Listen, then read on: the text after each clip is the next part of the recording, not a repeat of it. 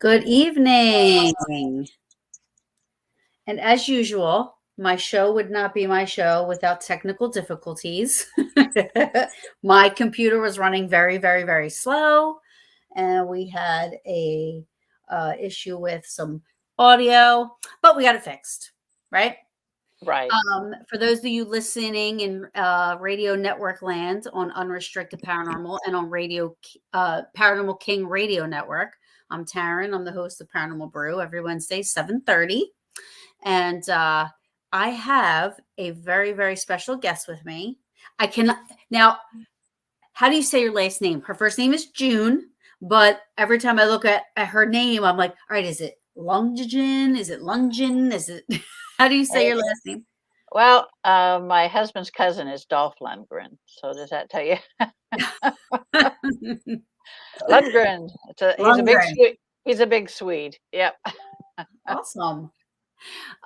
So thank you for coming on my show. Thank you for taking an hour out of your busy life to spend with me and my people on Paranormal Brew. I guess this is off the cuff. I don't have any questions set up. I don't, it's like we talk about whatever we talk about, whatever comes up in conversation. So I just like to start out the show by saying, okay, let's start at the beginning of June's, journey to where you are now, and we'll answer some questions and if they come up and we'll go from there. Okay. Sounds good. All right.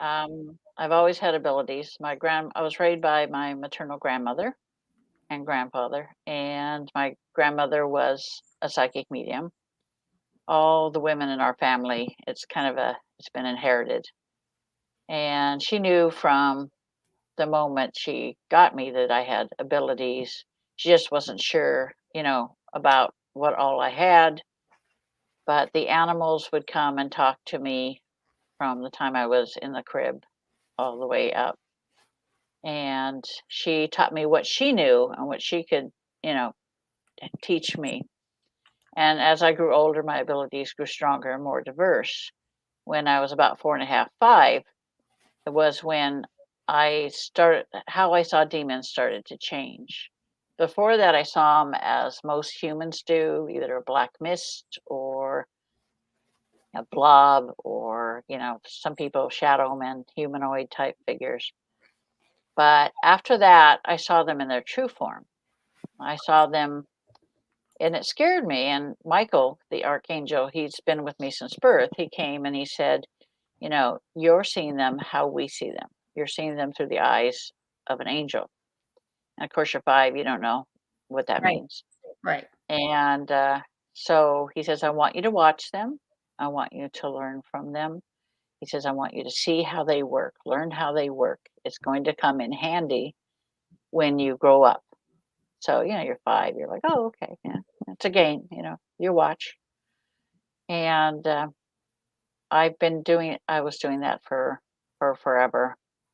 The first time I really had an altercation with one of them, I was in the military. I was stationed up at Fairchild Air Force Base in Spokane, Washington.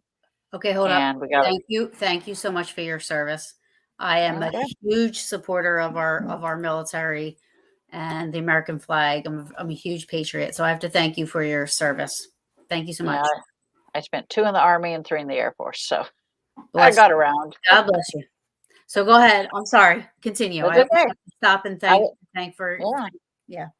I was working ER and the emergency room, and we got a call about a man that was missing, and they believed him to be, either dead or indisposed in his room in the barracks. So we got there, and the staff sergeant opened up the door, and he was sitting against a wall, and curled up in a ball, but he was still alive. Hmm. And over to the left of him, up in the corner, I saw a demon, and it was watching him, waiting for him to die. And I just ignored it, and we got him out of there, got him back to the emergency room. I went back into the triage bay to start an IV on him, and there was the demon leaning over him and trying to, like pull the life force out of him. And it made me mad. And I told him, I said, this one is not yours. This one is mine. And whatever it saw on my face, it must not have liked it because it left in a hurry. And I didn't think anything more about it. I went and checked on him before he was discharged. Somebody had slipped angel dust into his drink, and he was a chaplain's assistant. He wouldn't smash a bug if it crawled in front of him. Mm-hmm. So he says, I had a dream. He said, in the dream, there was a demon, and it was leaning over me. And he said, an angel came and made it go away. And I told him, I said, it's just a dream. Don't worry about it. I said, it's probably God's way of saying you're protected. So I got out of the military in 81. And in 88, I was in a motorcycle accident. I was riding one of my bikes over to teach my soon to be husband how to ride. And a woman ran a red light and hit me. So I was clinically dead for 2 minutes. Wow. And I went to the other side, and Michael was there, and my grandparents were there. And Michael said, you're here because you need to understand who and what resides within you.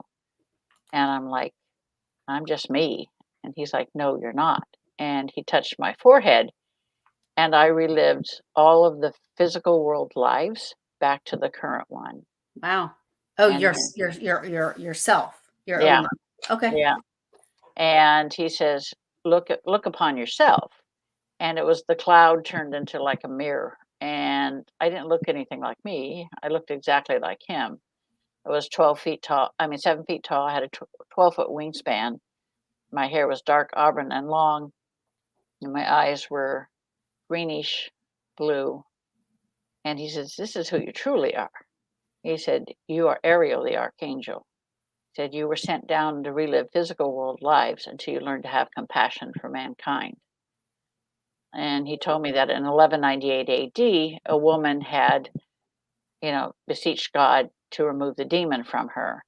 And God sent Ariel down to do the job. And she had no compassion for the woman. She said, you summoned this demon, and you expect me to remove it? So he ripped the demon out of the woman, and the woman's body died. And that's when she got in trouble. God says, this is not the first time. You need to learn to have some compassion. Oh, really? So, That's yeah. interesting. Yeah. So he sent her to relive physical lives until she learned to have compassion.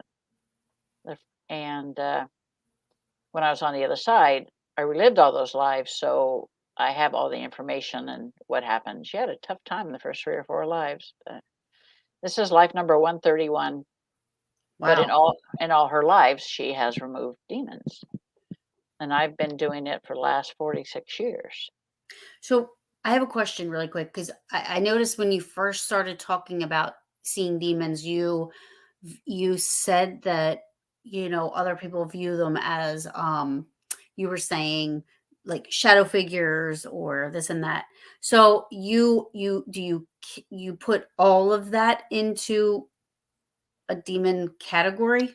All of the phenomena Yeah, that go. yeah, yeah. Okay. They're all demons. There are different categories of demons. There are the old ones, who are the wisest and the oldest of all the demons, Hmm. and they're very calculating, very intelligent. Hmm. Then you have the lesser demons. They're like hormonal teenagers. That would be They're me. they're the younger ones. They're the ones you're Not gonna the young find. part, just that's how I act. They're the ones you're gonna find in the physical world causing problems. The old ones rarely come down because we're not worth their time and energy. But the younger ones are always here trying to cause problems, chaos. They thrive on chaos. And then there are the minions, which are the shadow people, the creepy little crawly dudes that can climb up the walls and on the ceilings and all that sort of stuff. Mhm. And then are the wild cards, the incubus and succubus and the harpies. These are all wild cards, and you don't see them that often, but when you do, they're a royal pain in the rear. Hmm. But I'm so used to seeing them, I don't even pay no attention. It's like Yeah. I see this every day, day in, day out for, all my life. So what about human spirits? Oh yeah, human spirits are I see those all the time as well as angels, and I can see the archangels, I can see God, I can see Jesus. I So mean, I see everybody. you don't think like a human spirit can have be a shadow figure? I'm just trying to see what, you A know. human spirit can show itself as a shadow figure. Okay. What happens is so human spirits can put into your mind how they wish you to see them. Okay. Demons do the same thing, so do the angelic beings, they do the same thing. But I had a case where I was called into a children's theater, and they were saying that there was a 7-foot tall shadow person, stalking the children at the theater behind the stage. And so I went down, and it tried to show itself as a shadow person. And I'm like, really? Get a clue. I said, you're a short, fat, balding guy who never got respect in life, and now you're going to pull this and show yourself as a shadow person? I'm like, Hmm. I don't think so. You need to go, you know. Hmm. So I sent it home, but they can show themselves. They make you see them that way. Your your eyes do not really see them. It's in your brain. It's telepathic. This is how I want you to see me, and that's what you see. It's what you smell. It's what you hear. All the above. Yeah. I mean, I have, been in the paranormal field for a while now. And, our group used to deal with we had they were part of our group, but they did separate special cases, Mhm. on the darker side. And Yeah. they would be our red flags. And I made it clear from day one, I don't want anything pinkish hue. Casper all the way. Um, I like to steer clear of that. Yeah. Um, and, sure, you're in this field, you're taking on private cases, you're going to asylums and jails and abandoned places. Of course, you're Right. opening yourself up to things. Yeah. Luckily, to my knowledge, I have never come into contact with any of such thing except for one dream ever. Um, and from day one since the beginning, I always felt a special connection with Saint Michael. Even before, I knew that this was like something that police officers use and the military and, the Uh-huh. Saint Michael prayer and everything and, Right. and Right. the paranormal. Uh, so I have a huge tattoo of Saint Michael on my back. I have the Saint Michael emblem on the back of my neck, and I have him, except I left the demons out. It's just him with like this. I didn't want the demons tattooed on my back. So I left them out, and it's just him like doing it, but it's huge. It takes up one side of my back. Um, and I'll tell you the dream I had. The only reason I think it was more than a dream is because when I woke up in the morning, every muscle in my body that could be sore as if I worked out for 12 Hmm. hours after not working out for 6 months or a year was hurting. I mean, I would walk, and not to be crude, but I would walk and my boobs bouncing hurt. Everything just hurt. Like, Hmm. it was the oddest thing, and I had no bruises, I had no nothing. It's just and in my dream, I was wrestling with this thing Hmm. and protecting a family from. And I said to myself, I have to go on. Once I knew I got it out of there, it moved to the next house. So I said, I got to go to the next house. Hmm. I'll be back, make sure you guys are safe. And I woke up. So, and it was the typical, like what somebody would draw, what it looked Hmm. like. It Yeah. was like, it wasn't cute. It wasn't Lucifer that's on TV, although I wish, but it wasn't. It was huge. It was a dark color and it had horns, so it was, and I woke up and I said, wow, that was like so intense. But that was the closest I've ever come, and that was that, to my knowledge Yeah. anyway. It was kind of testing you. was looking for a victim. But because you fought back and because Michael was there, it that's it. I'm out of here. Moved on.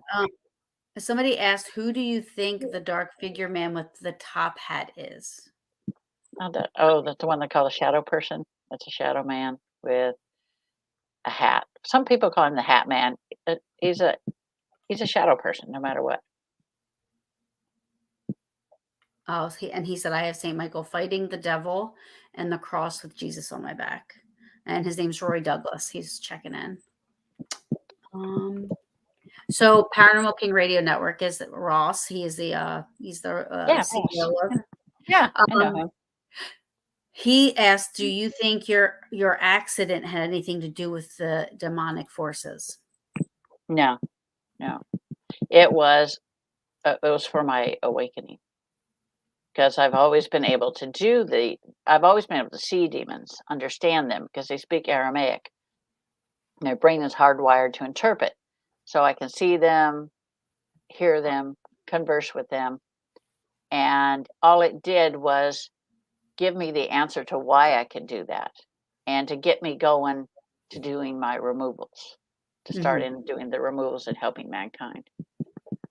So when you talk to people and stuff like that, I mean, do you get a lot of, because I'm just going to be honest. I mean, like a lot of people are probably like, what is she talking about? She, like who, like how she's talking to Jesus and she sees demons and she can tell, like, what it like, I'm sure you get a lot of criticism, if you will.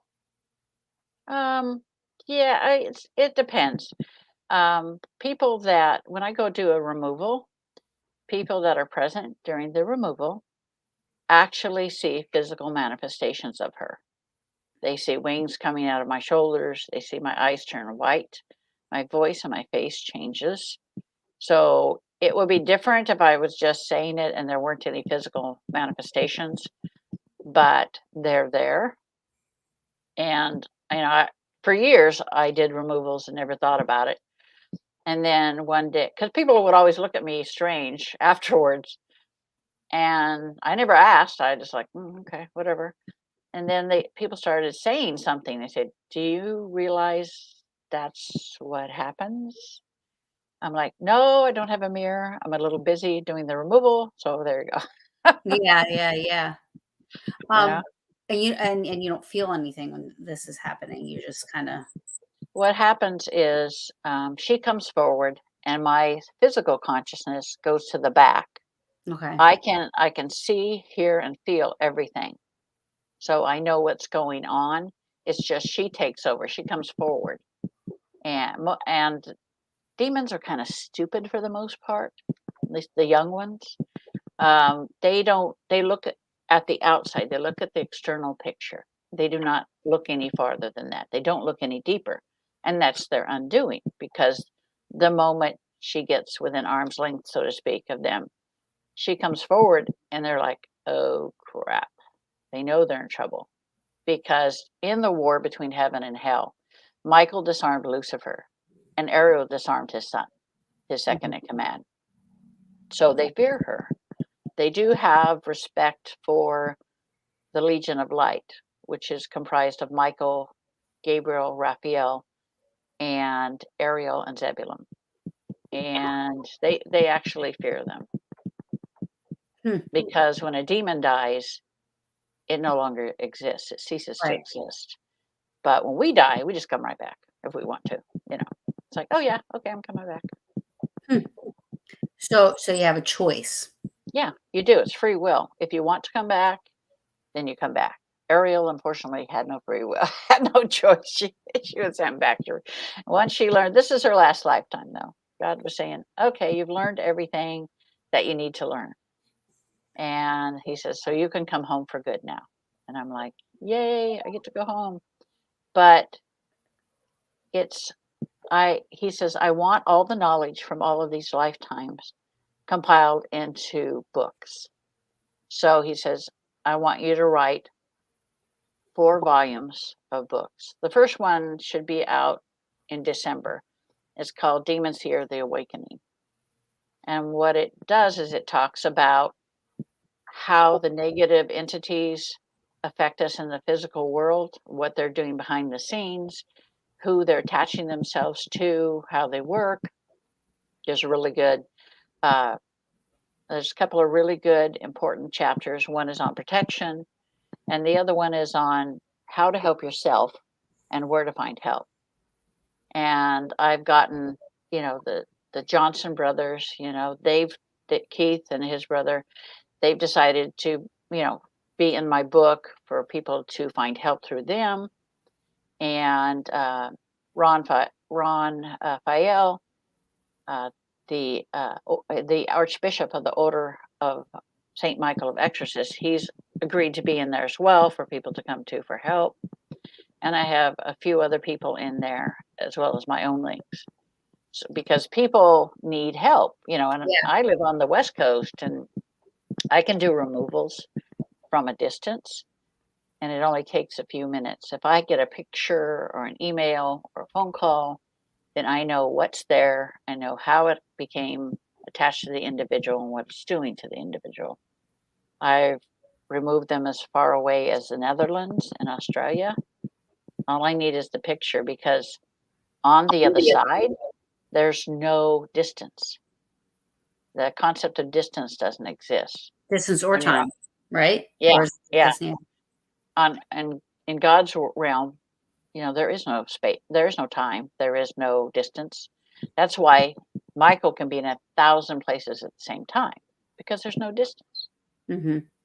It's just there. And one of the things I learned when I was over there was that in their world, as in the dark world, thought becomes reality. And it is the intention behind the thought that gives it absolute power. Mm-hmm. So if your intention is to do good, then you do absolute good. If your intention is to do bad, then you do absolute bad. I mean, that's kind of either like on Earth. I mean, that's how people are, right? And even when you're, maybe cleansing a house, or, it's all about your intention behind what you're doing. Right. You have to have that intention. You have to have that faith in what you're doing. Right. Absolutely. I had a talk with Michael one day, and I said, Michael, why does it take the priest so long to do an exorcism?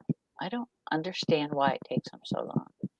And he said, there are several things. He says, you have to have faith in yourself, faith in what you're doing, with the deliverance or whatever, faith in God. Absolutely. Your faith cannot, and you can have no fear whatsoever. How do you have no fear? I have no fear. I have no fear of them. You can't, because that's a weakness. They'll look into your mind and they'll find your fears, and they will create problems for you. They will create illusions for you. And I don't have any fears when it comes to them. See, and there is a difference. I mean, think about, I think about all the time, like, I am, one, afraid to die, right? Two, if I've never fought a fire before and I had to go into a burning building, I would be scared, right? Well, firefighters probably still are scared, but they know what they're doing. Right. They know what they're battling. Yeah. They know how to handle it, right? So you know what you're dealing with. You know how to handle it. You know how to battle it. So for you, it's, that's okay, But for me, it's every day for me. So it's not. So where are you from? Where are you from? When we first started talking, before we went live, you were saying. Oh, I spent the first 5 years of my life in Kansas, and then my grandparents moved out here to Oregon, Portland, Oregon, and so I've been here ever since, in between bouts of military. So here's another thing. You can refrain from answering, since I'm going to throw some people's names out there that, so what about like sociopaths? Okay. So for example, Michael Vick, or John Wayne Gacy, or, this guy. Now, do you view them as demons, or are they, I mean, to me, they're like, I mean, the scum, like, of the earth, Right. Exactly. But would you say that they are the way they are because they've They are the way they are because they have demonic influence. Mm. You know, that every human body has a white light soul within it. But if you start listening to the demons, if they find you and you start listening to them and they start influencing you and you're ready to go for it because either they know if you want power, control, money, sex, whatever, they play on that. They see that as weakness and they will go to the individual and they will start influencing them. And pretty soon, just like Manson, pretty soon they're just in full control. Hmm. And you're just along for the ride. So does it depend on how badly you want or your wants, your needs, your sins? I mean, I noticed in the show, and this is probably gonna sound corny, but in the show, I watch Lucifer. I love that show. Okay. Yeah. He's always like, what is it that you desire? It looks in your eyes. Exactly. It says, what is it that you desire? I would Right. be a sucker. I'd be like, you if that's what it looks like, I'm like, I'm Yeah. like, you? I don't know. But No, like these are people who are very weak-minded, very weak-willed. They're easily led, easily influenced. And once you open the door, they move right in. And these people like John Wayne Gacy and the others, they never seek help. They mm-mm. never ask God for help. It's like that doesn't even occur to them because they're doing what they want to do. And I think it's okay. Yeah, exactly. So you also started saying something about so you keep saying like when I get called out to a place. I think you started to say you were called out for a missing person. Who calls you out? Like who So people when contact you? Like, I mean, is it word of mouth? Are you with a group or I have a group I started a group called Ghosts and Girls Paranormal. I we specialize in negative entities. But when I was in the military, I was called out because I was medical, I was an EMT. So gotcha? that's why I was called into that situation. But by word of mouth, I do a lot of radio shows, my books.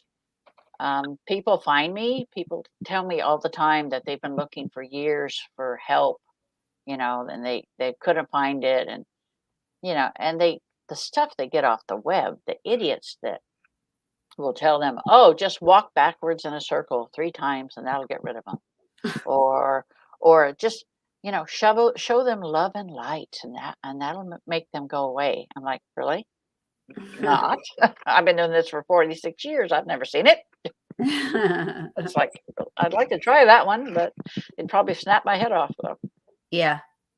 So Yeah. the missing persons thing now, was this just somebody living in the neighborhood and said, "Oh my gosh, I know this woman that can help us," or was it police? Was it just like how did you get called for missing persons? Um, Normally I don't. Uh, I only got called that time because this guy, I was in the military and Right.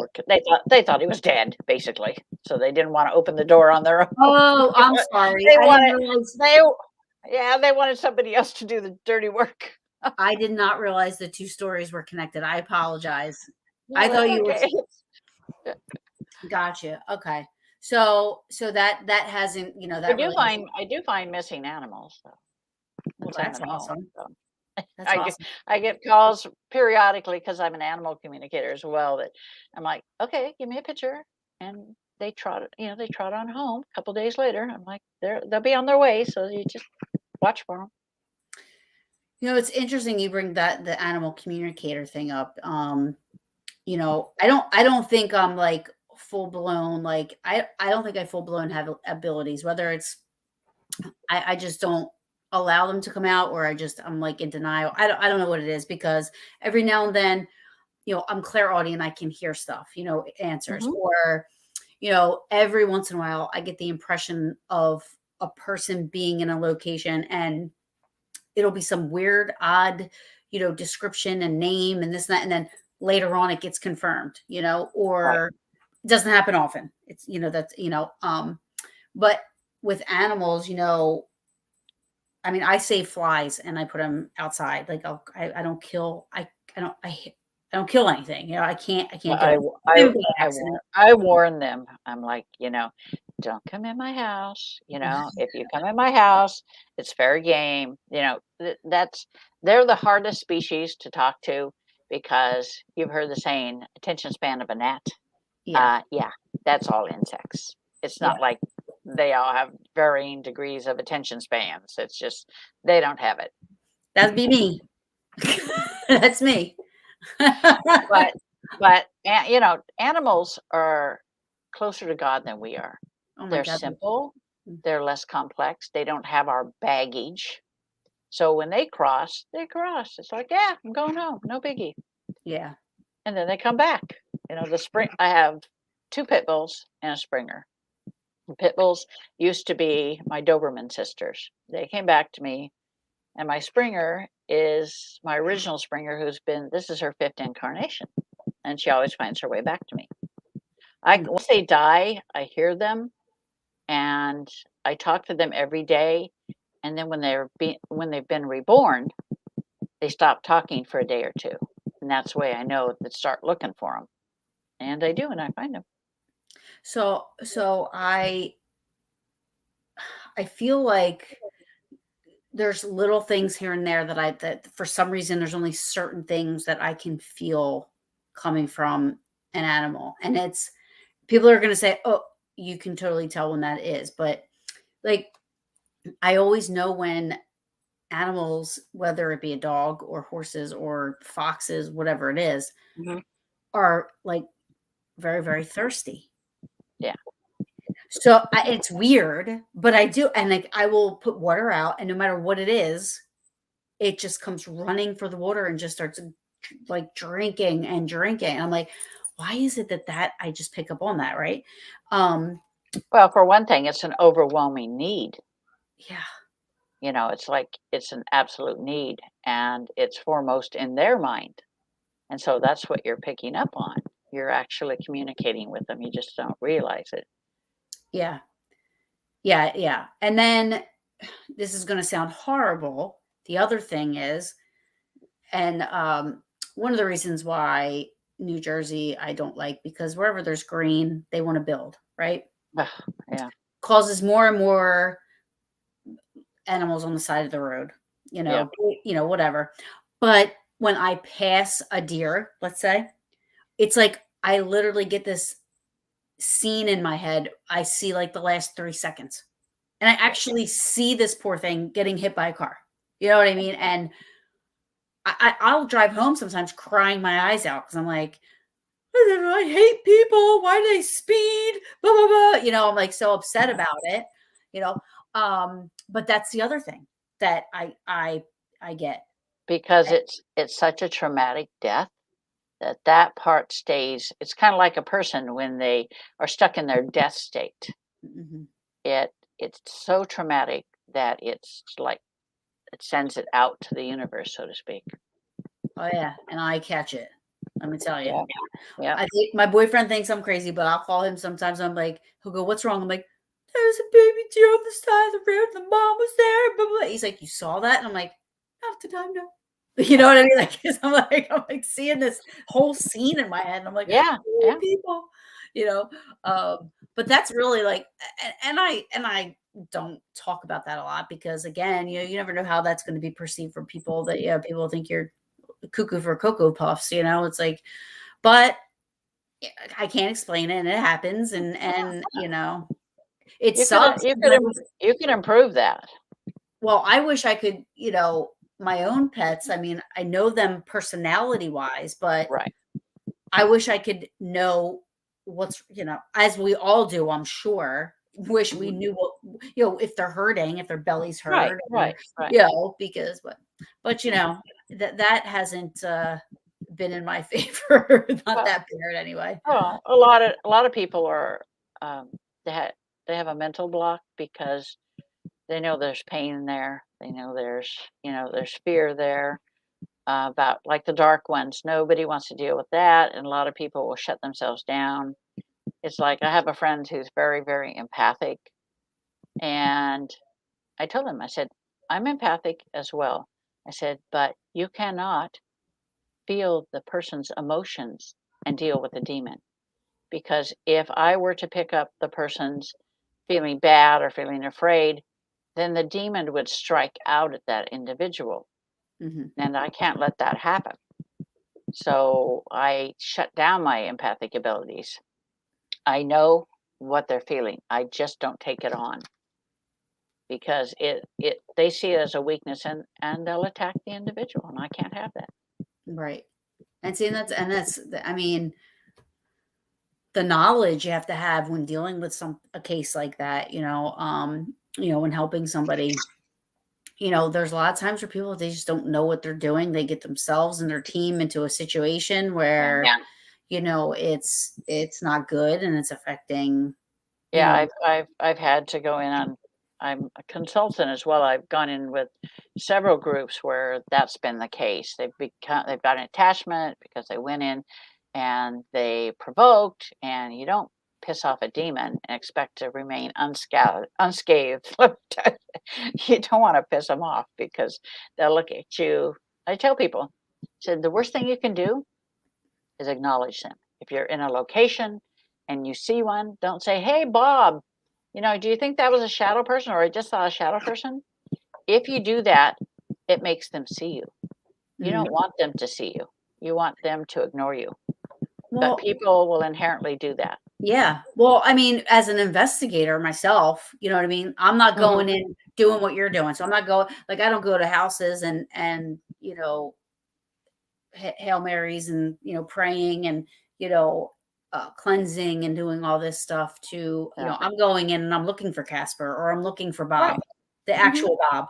You know what I Yeah. mean? So Yeah. naturally, I mean, that's how we investigate, right? I mean, that's Right. we all do it. If we Yeah.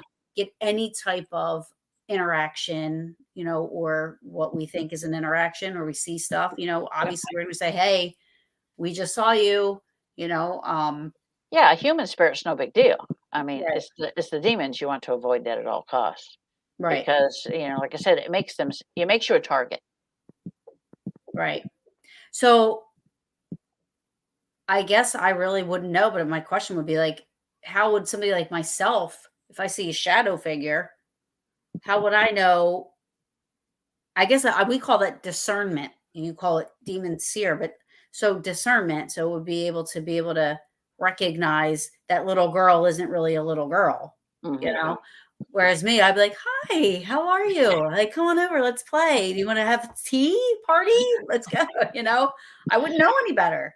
Yeah. Yeah. Unless my intuition or my energy would pick up on something, Oh, yeah, yeah. like You can feel the change in the atmosphere. The atmosphere becomes heavy. If it's a ghost, you get cold spots, you get external cold. If it's a demon, the cold is on the inside. You don't get cold spots. You get this awful feeling of dread in the pit of your stomach. You can smell sulfur. You can hear growling. It gets real heavy, like you can cut the atmosphere with a knife. The hairs will stand up on the back of your neck and your arms, and you're like, "Oh, let's leave," yeah. I mean, I because do. I that's have the like there's thing. a lot of people, over the years that I've investigated with where we'll walk into a room and they're like, I don't feel good in here. Like I gotta go. Yeah, Um, and I've stayed. Sometimes I've left, you know what I mean? But I've stayed, because I'm not feeling anything at all. right, And it might right.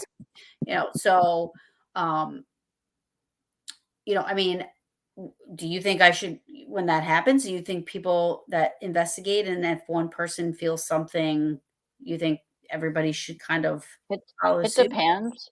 If somebody, say you got a group of 5 or whatever, and somebody feels something heavy or feels something that's not quite right in there, then they should say, "I feel something that's not quite right. Everybody be careful." It's just be cautious. And if you should happen to encounter one or see one in the distance, I would leave. Mhm. Now, do you go to historical sites and stuff like that as Oh, well? yeah. And Yeah, I've been to Stonehenge. I've been to Alcatraz. I Alcatraz. Did you pick up on stuff at Stonehenge or Alcatraz? Because people, Stonehenge right? Stonehenge is great. Stonehenge is great. Alcatraz, there's a demon entombed in the rock. Really? That's why it will always have demons there. I went into cell block D, the um, where they have, they shut you in, and it's solitary confinement. And they had the one room. I said, well, who wants to go into this one? And because the one that Zach Baggins went into, so number 13. And I'm like, oh, me.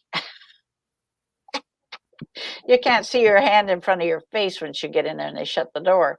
But that Mhm. makes it all the better because then the demons come out, and Right. I can trash them.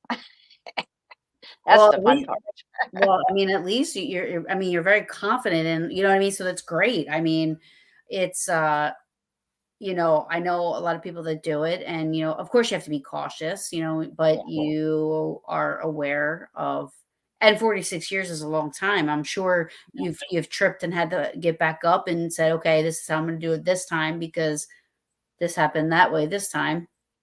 I've Um, never had that. I've never had that. oh no. No. So it just like comes natural. It comes natural, and people when they meet me in person say, "Okay, I get it. I understand."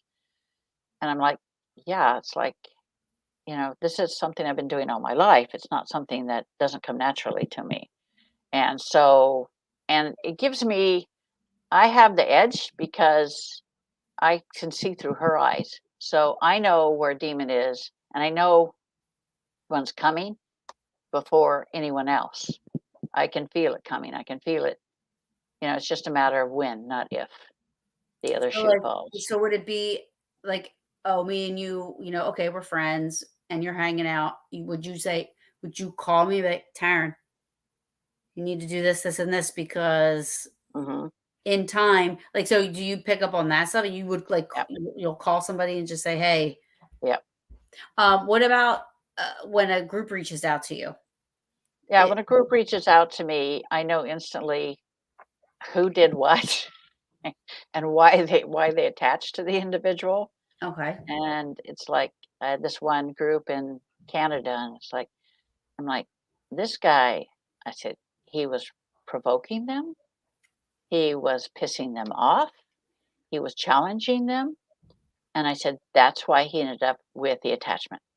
And Mhm. I said, If I was you, I'd get rid of him out of the group." I said, "Because he'll continue to do this. This will not be the last time he'll get an attachment." So I removed the attachment, the leader talked to him and told him he can't do that again. He needs to change the way he does things. So the guy just left the group. Well, there you go. Yeah. Right.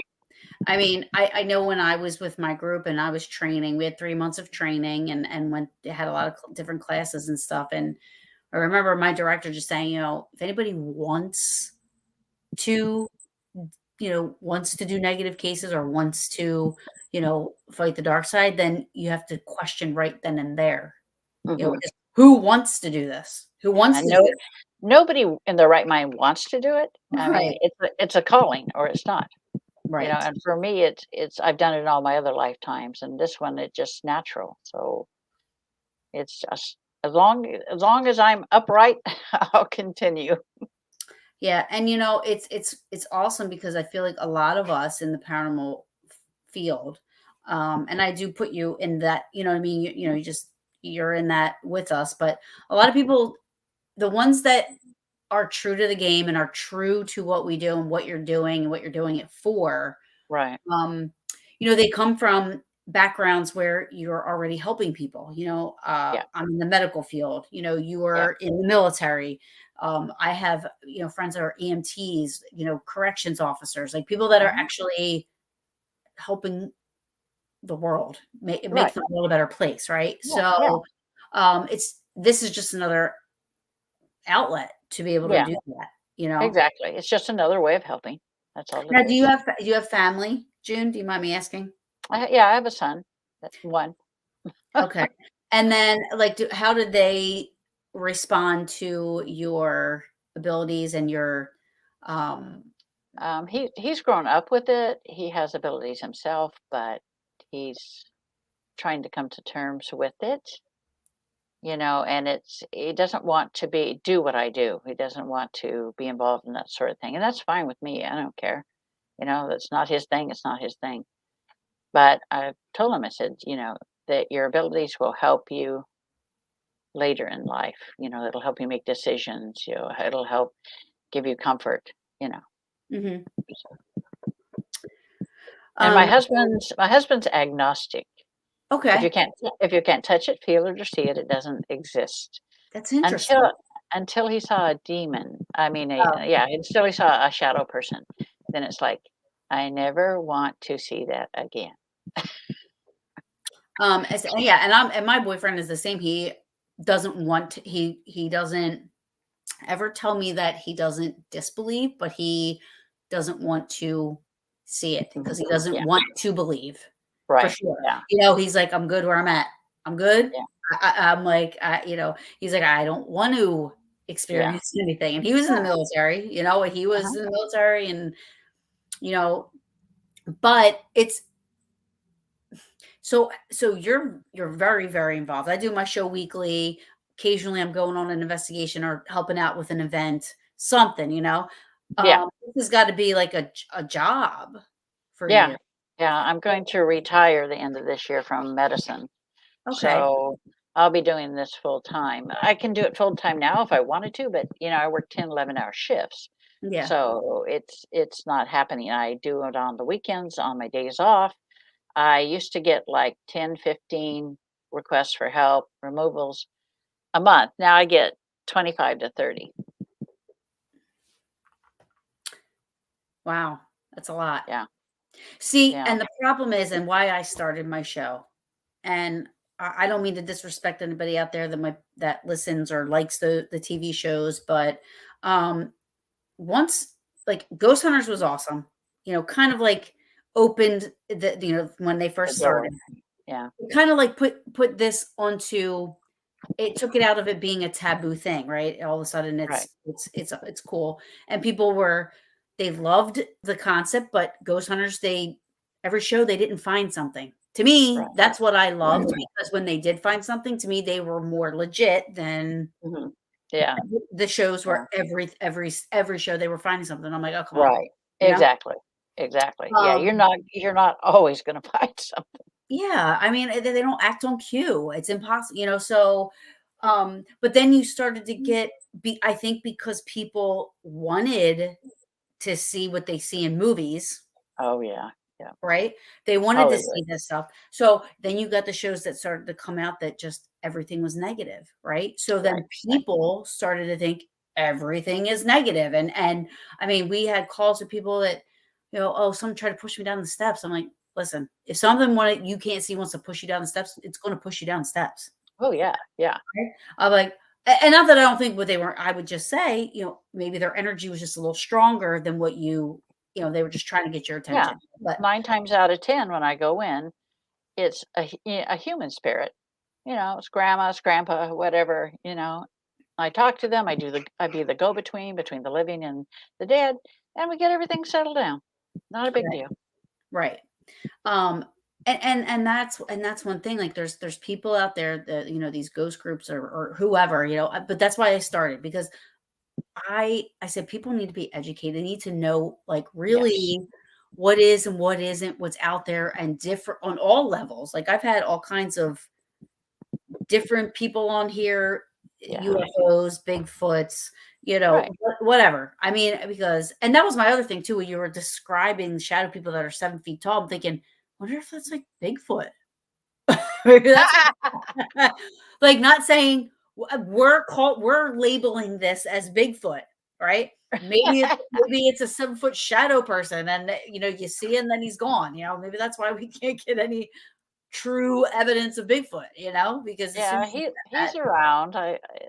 They communicate telepathically. I went to Trout Lake, Washington, and there's a ranch up there, and you can hear them. You can, if you open yourself, you can hear them.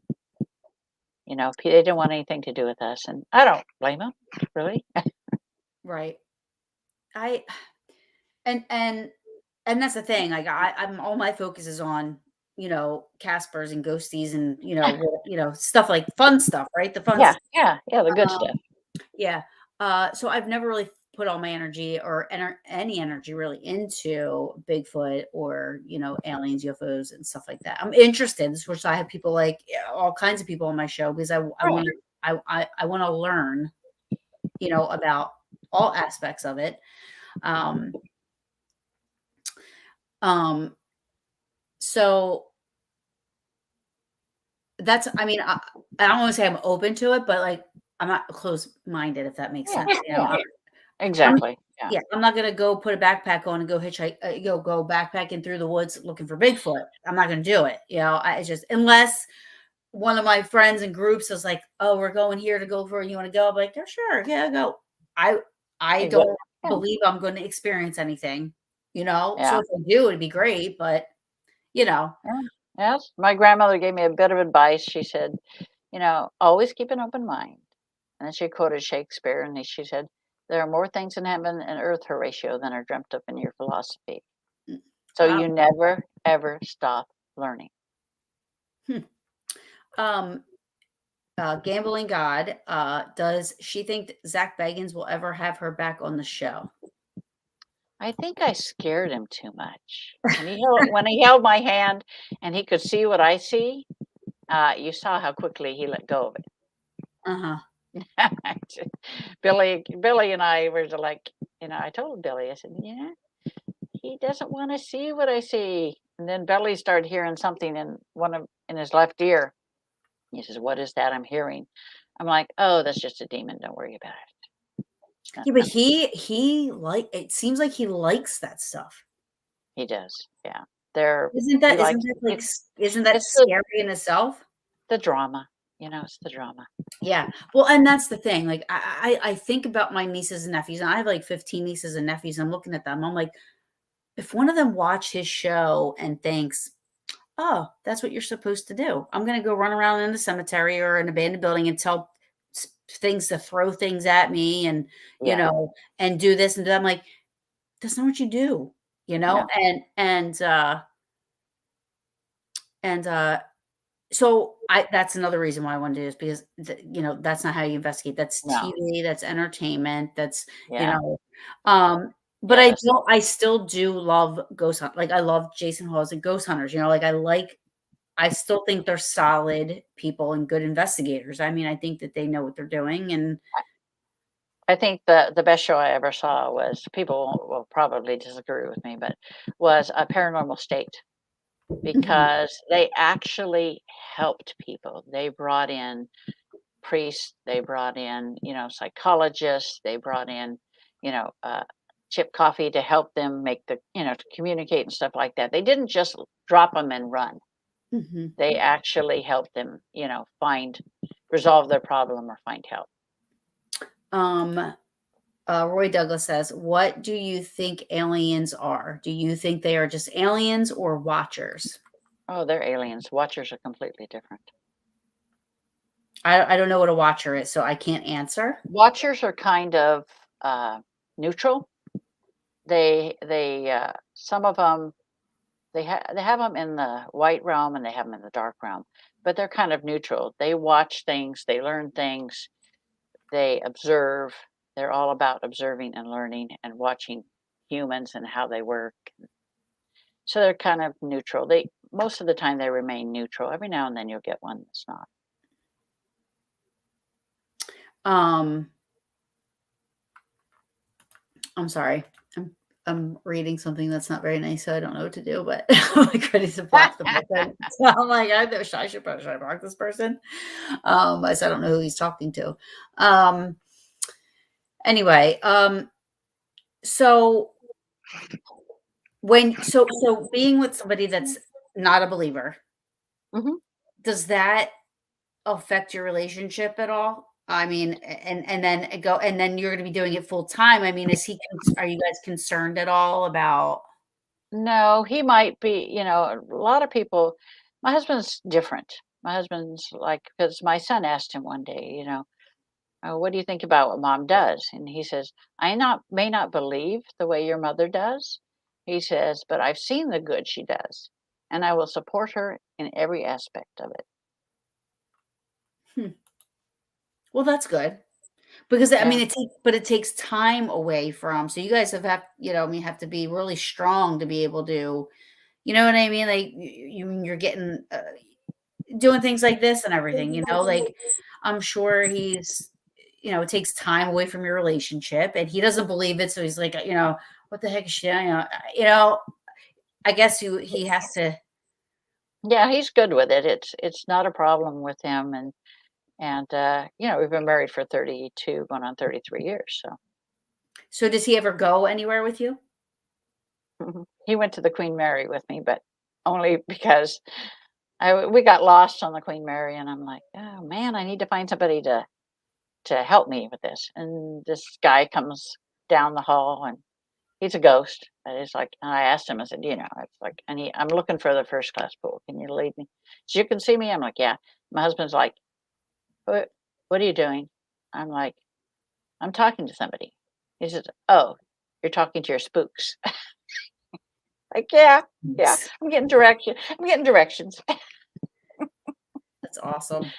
I mean, I wish I could just like, so you know what I mean? Like, I think that would be awesome. Now, when you go to places, do you use equipment? Do you use recorders? Do you use anything like that? Or are you just kind of, I mean, I have them. I have them. If I'm going in with a group, I do that. I have all kinds of equipment. But for the most part, I don't need any of it. But it's good to help the people understand what is there and what isn't there. And if you get the EVPs, or you see something in the spectrum camera or something like that. I have all that stuff. I just don't need it, but I use it if I'm going in somewhere at somebody's house so that they can have some sort of uh, physical, you know, physical evidence? information about it, Mhm. because we're human. We're all about the physical. So Right. This is so true. And that's my other thing is we're all human and we put labels on everything. We have labels for everything. So I always say, who knows what we're really deal like we label everything as people, as humans. Like we just have to, because we have to have something tangible, even if you can't see it or hear it, but we right, have to have something that we can relate yeah, to that's true. with Yeah, something that, like I tell people, I mean, thankfully the last 5 cases that have come my way, we didn't have to do investigations. We've helped the family. that's good. And no investigation, just from on the phone. We've gone there, and it was during the day. We didn't do an investigation. We would talk and give them ways to kind of set boundaries and keep things at Cool. bay and quiet. Um, and luckily, we've had 5 successful cases without investigations. And to me, That's that means that's better than Yeah, that's a going to win-win a house situation. and putting an Yeah, EVP. yeah, yeah. Um, and but I do love investigating, and Mhm. I don't use equipment. I do use recorders because that's one thing that I love. Um and to me, it's also validates when I hear something, because I get it on my recorder and I'll Right. say it right after I hear it, and then you hear it on the recorder. So I'm like, okay, I know I heard something. And I can't Yeah, explain that stuff. I can't explain that. I mean, and with science, I mean, it's like I ask all the time, how are you going to use science to prove something spiritual? Like they yeah. just don't go together. It's never going No, to, just like I don't think we're ever really going to 100% prove that what I'm looking for exists. yeah, Like we're never no, going to have that proof. You know, right. um, so, but living in Oregon and living in, I mean, there was like a lot of stuff going on, right? Mhm.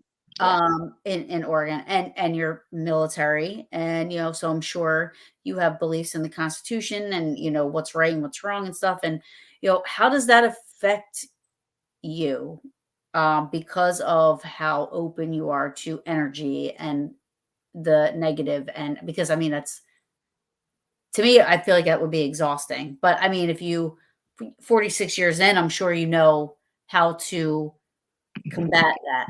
Yeah, I just have a way to protect myself from all of that stuff, so it doesn't get to me, it doesn't wear me down, doesn't deplete my energy. But do you ever get to a point where you're like, you feel it in the pit of your stomach, like, okay, I want to make a difference, or this isn't right, like, you want to Right, fight for the good, you know what I mean? Like the you can't be emotionless, right? I mean, you have right, to have emotion. right. Um, I just think that because I live in New Jersey, unfortunately, but knowing everything that was going on there, I was like angry. I was like ready to be like, I can't believe it. I can't imagine being there and being as Yeah, sensitive as you are, yeah. being in that situation. Yeah, I don't like the whole stuff that's going on, but this I'm smart enough to know I can't do anything about it except for within my individual circle. So I try to do what I can. Right. Um, so I am going to block this person. I'm sorry. Okay. I debated, and then he said one more thing, and I'm like, yeah, he's not being nice. I don't like people that are not nice. There's a lot of that, unfortunately. Yeah. So do you have anything coming up? I mean, we have hit an hour, so I don't want to keep you longer. I Yeah, know. I Can you have just the I kind have of the plug Oregon all your stuff? I have the Oregon Ghost Conference coming up the last weekend in March. It's at Seaside, Oregon. I have the first volume of Demon Seer coming out in December, and you can find my books on Amazon. You can go to my website, mysticconnections.org, and if you wanted to contact me, you need help, I'm also on Facebook, June Lundgren, and I can help. Now, and what kind of you'll take about any type of a case, like if somebody Yeah, said, like, whether it be Casper, whether it be right, right, cool. exactly. I'm Um, well, any way I can help. Yep. so two questions before we go. What have you dealt with, or case or place you've been to that has left a mark? Quote, metaphorically speaking, something that has just stuck. It could be anything. It could be like the worst thing you've been through. It could be like the best thing, the most, crazy Uh, stuff you've most seen. most interesting case was probably in England at a place called the Cage. It was a medieval women's prison, and there's Oh, a lot of demons there, demon after demon after demon. so Uh, you see a that lot. was Yeah, there's a lot and a lot of lost souls there. Yeah. I think And that bothered me the most was the lost souls. yeah. Now, is there a way that you can help them? Oh yeah, I can send them home. That's not a problem. Yeah, and that's what I do when I come across them like that because they shouldn't be earthbound. Right. Well, I mean, what better place for something like that? A prison, Yeah, right? yeah, I mean, I'm sure that that's like a playground for something negative or demonic, or you know what I mean? Like prisons are like yeah. They're horrible. Willy Yeah, Wonka and the Chocolate Factory. exactly. Yeah, You know? exactly. Yeah, and kind of like hospitals. Oh, really? Yeah. See, now when I worked I just had a doctor on last week who does investigating and stuff, and I was telling him I've been in the medical field for a really long time, and every time somebody passes, we open windows, or you got to like, because everybody believes that you set the spirit free, Right. you know. Exactly. Yeah. Um, so hopefully those go, Mhm. Yeah.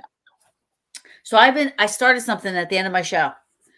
And I'm going to ask you a question, but first you have to tell me. You have to pick a number 7. from okay, 7 it is, and then A, B, C, or D. D.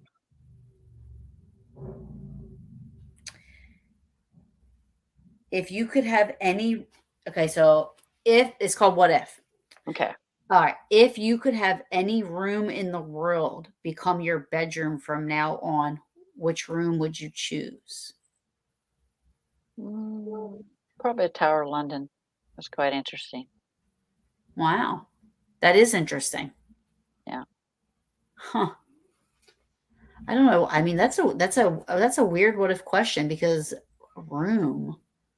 Yeah. I There's a big mean, giant room at the top. So, yeah. oh, yeah, that's interesting. Well, June, thank you so much for joining me. Thanks for Um, having me. I had a great time. yes, I did too. It was very interesting talking, and I look forward to your books. And I'll definitely, when I'm allowed back on Facebook, I'll definitely, check out your Facebook page and share it to my Paranormal Brew page. Um, and uh, one day maybe we'll meet, and I'll have you on again. We'll have you on Okay. next year or something, and All and right. catch up and see where things are at for you. Sounds good. You're going to be retiring. I'm going to love to Oh, hear yeah. about all your your stuff. Good luck in all your future All endeavors. righty. Thank you. Have a good day and take care of yourself. You too. Good night. Night. Well, there you have it, guys. Thank you so much for joining me. I just want to say in the next upcoming weeks, if you guys can all please tune into my YouTube since I'm banned from Facebook for 60 days. Let me find out where I'm at. So next week I have coming on. I have a really cool November. November 3rd, I have Ron and Lourdes coming on. Ron Iacovetti and Lourdes Gonzalez. And then November 10th, I have Sherry D. Benedetti from Ghost Hunters coming on. The following week, I have, and I might chop his last name up, so I apologize, but Sam Baltrusis coming on. And then November 24th as a Thanksgiving special. I look at it as like I'm giving back to all my paranormal peeps, because I have Jason Halls from Ghost Hunters coming on. So I will don't please watch. I can't share. I can't go live on Facebook, but I'll be live on YouTube and on Paranormal King Radio Network, and then Unrestricted Paranormal replays it. But Paranormal Brew, I will share it afterwards. But Jason Halls will be on November 24th. It'll be my little Thanksgiving special. So I'm looking forward to that. And then December 1st, Shane Pittman will be on. I'm booked until December 15th. So I hope you all are in this for the long run. I have December 8th, Robert, I might say this name, but Regi coming on. And then a very good friend of mine, Ron Murphy, he'll be coming on December 15th. So I hope you guys join me because I have some really good shows coming up and trying to do the YouTube thing as opposed to Facebook, I think. So I thank you all so much for joining me, and I'll see you guys next week.